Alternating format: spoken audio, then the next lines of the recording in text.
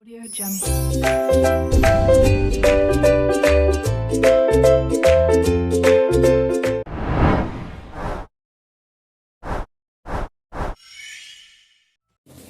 Assalamualaikum warahmatullahi wabarakatuh. Halo teman-teman semua, saya Muhammad Zain El Haq, mahasiswa Pendidikan Fisika Universitas Sultan Ageng Tirtayasa, angkatan 2019. Video ini bertujuan sebagai pemenuhan tugas mata kuliah pengelolaan laboratorium fisika sekolah. Video ini berisi mengenai pemaparan 5 jurnal yang telah saya analisa mengenai pembangkit listrik tenaga air.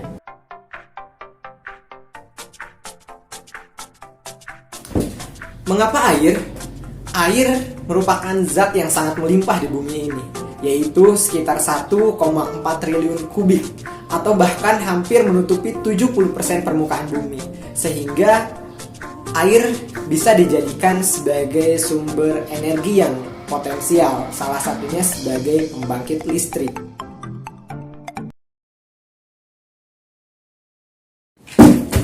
Oke, langsung saja untuk jurnal yang pertama, yaitu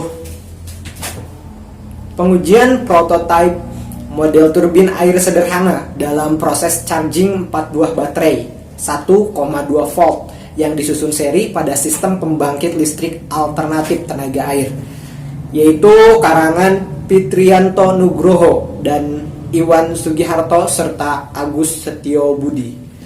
Ini merupakan gambar dari model turbin yang mana pada jurnal ini mengambil 3 model turbin yang berbeda.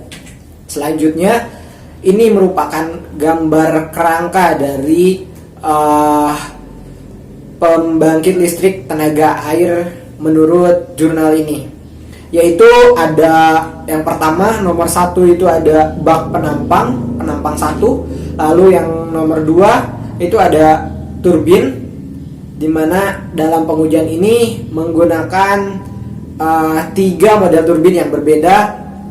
Selanjutnya nomor 3 ada generator sebagai pengubah dari energi gerak menjadi energi listrik. Selanjutnya ada nomor 4 rangkaian chargernya.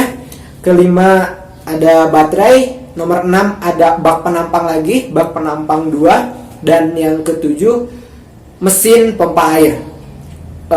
Teman-teman bisa lihat kerangka gambarnya. Selanjutnya, setelah saya analisis di jurnal pertama ini, bahwa setelah melakukan percobaan menggunakan 3 model turbin yang berbeda, seperti teman-teman yang bisa lihat di gambar nomor 1, menghasilkan beberapa data yang dapat saya simpulkan menjadi beberapa kekurangan dan kelebihan dari alat ini. Yang pertama, ada kekurangan, di mana kekurangan dari alat ini disebabkan karena arus yang masuk dari generator terlalu kecil, sehingga nyala LED baik indikator power maupun indikator pengisiannya tidak menyala terang. Selanjutnya juga pada saat proses charging, rangkaian charger tidak berfungsi dengan semestinya. Namun di balik kekurangan itu, ternyata alat ini memiliki kelebihan juga, yaitu alat ini memang benar mampu untuk mengisi 4 baterai yang sebelumnya dikosongkan dayanya. Seperti itu. Selanjutnya, jurnal kedua, yaitu karangan Yesi Asri dan Alvin Kurniani West. Ini merupakan gambarnya, dan pada jurnal 2 ini tentu sama seperti jurnal sebelumnya memiliki kekurangan dan kelebihan, yaitu kekurangannya adalah saat sungai kering tidak ada air, maka generator tidak bisa menghasilkan energi listrik. Nah, tentu saja karena pada alat pembangkit listrik tenaga air ini menggunakan sistem irigasi, sehingga ketika sungai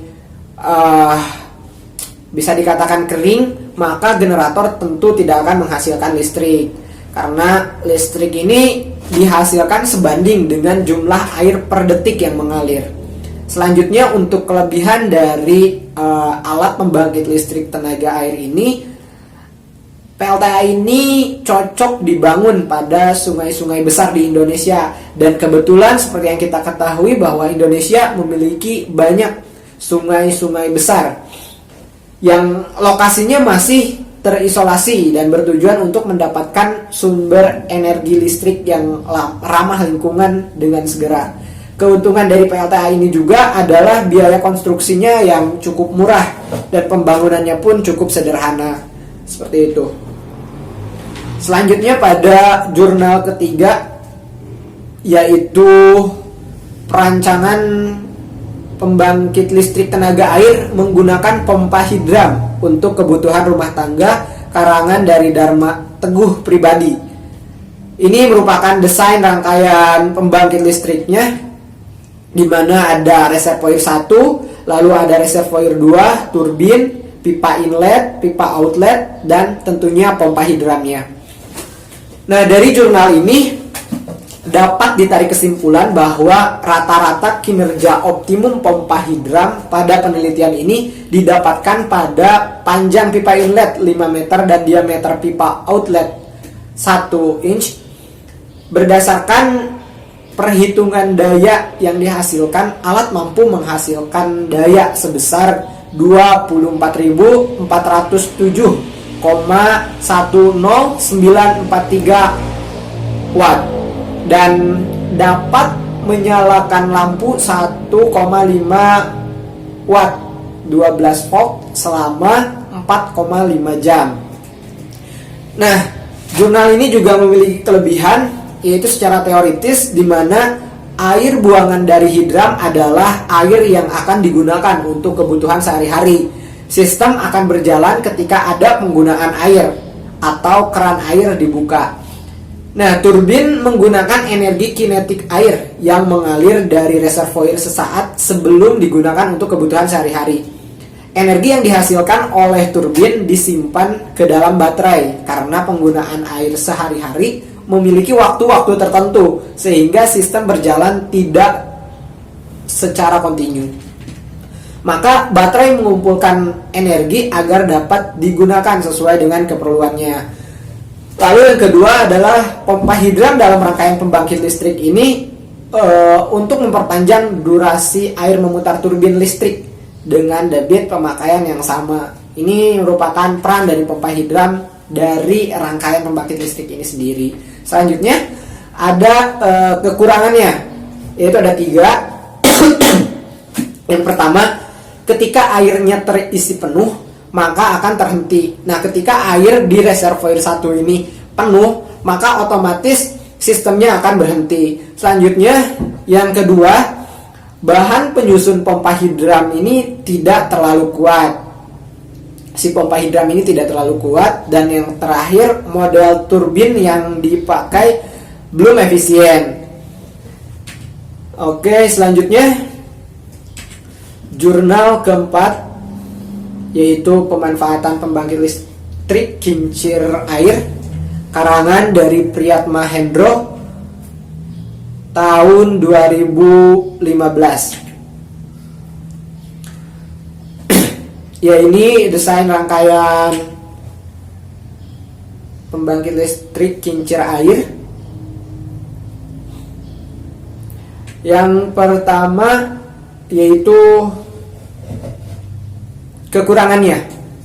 Dari jurnal keempat ini, yaitu tentang pemanfaatan pembangkit listrik kincir air, terdapat banyak metode pengukuran debit air. Sistem konversi energi air skala besar, pengukuran debit dapat berlangsung bertahun-tahun. Sedangkan untuk sistem konversi energi air skala kecil, waktu pengukuran dapat lebih pendek.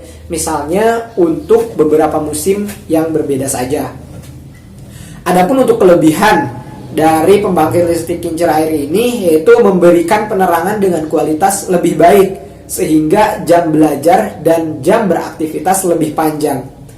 Lalu yang kedua, menciptakan tenaga teknisi di desa. Yang ketiga, membuka akses pada informasi seperti radio, televisi, ataupun internet. Lalu selanjutnya, memberikan akses pada sumber air minum dan pertanian. Yang selanjutnya, menciptakan bisnis baru di desa, karena tadi menciptakan tenaga teknisi di desa termasuk salah satunya. Sehingga distributor atau service center yang mampu dilakukan oleh koperasi. Lalu yang terakhir adalah menciptakan lapangan kerja di desa. Tentu saja menciptakan bisnis otomatis menciptakan lapangan kerja di desa. Seperti misalnya penjualan dan service center memerlukan banyak tenaga lokal, seperti itu. Selanjutnya, jurnal terakhir, jurnal kelima, yaitu perencanaan pembangkit listrik tenaga mikrohidro atau PLTM karangan Sukamata Sri, yaitu tahun 2014. Ini desain gambarnya. Seperti biasa, jurnal yang saya analisa tentunya harus ada kekurangan dan kelebihannya, di mana kekurangannya berdasarkan survei lapangan. Kondisi Sungai Ela sama seperti sungai pada umumnya. Nah, seperti di gambar di sini, di mana alur sungai yang berbelok-belok dan kedalaman sungai pada setiap titik yang tidak sama, sehingga mengakibatkan kecepatan arus yang bervariasi pada setiap sisi sungai. Hal ini juga menjadi pertimbangan bagi masyarakat dalam bermukim atau lanting terapung. Cenderung lokasi yang dipilih adalah arus sungai yang relatif rendah.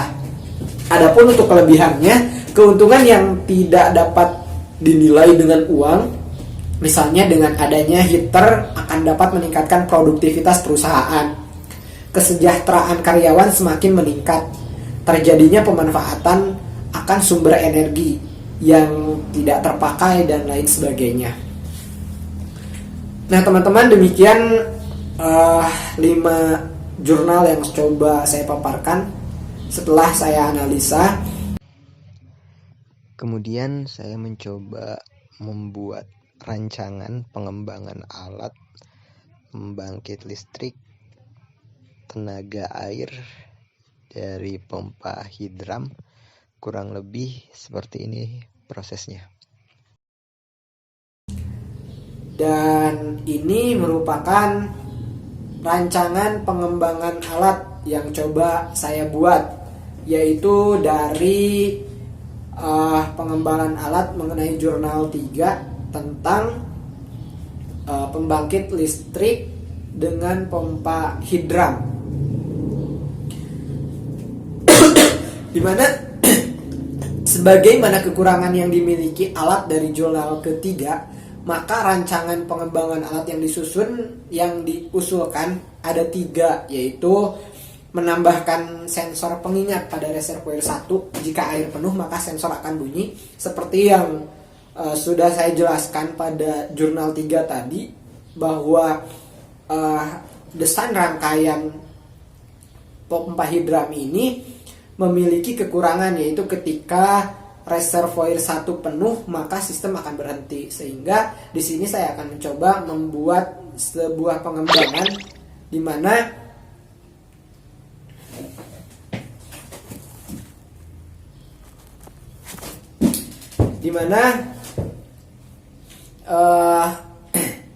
pada reservoir 1 dipasang sensor sehingga akan menimbulkan bunyi sebagai pertanda reservoir ini penuh.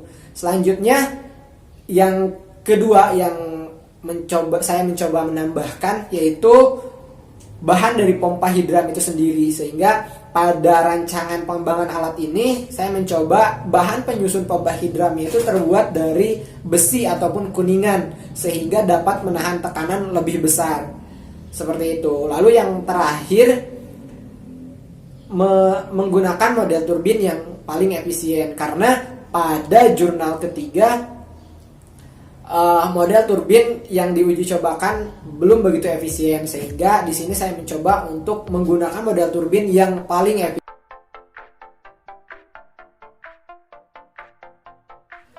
Demikian video kali ini. Terima kasih atas like dan komennya. Dan satu hal teman-teman, di situasi seperti ini, apakah menjadi kesempatan atau menjadi tameng 1000 alasan? Apakah memanfaatkan situasi atau terpuruk dalam isolasi? Semua itu adalah pilihan. Jadi tetap semangat teman-teman. Assalamualaikum warahmatullahi wabarakatuh.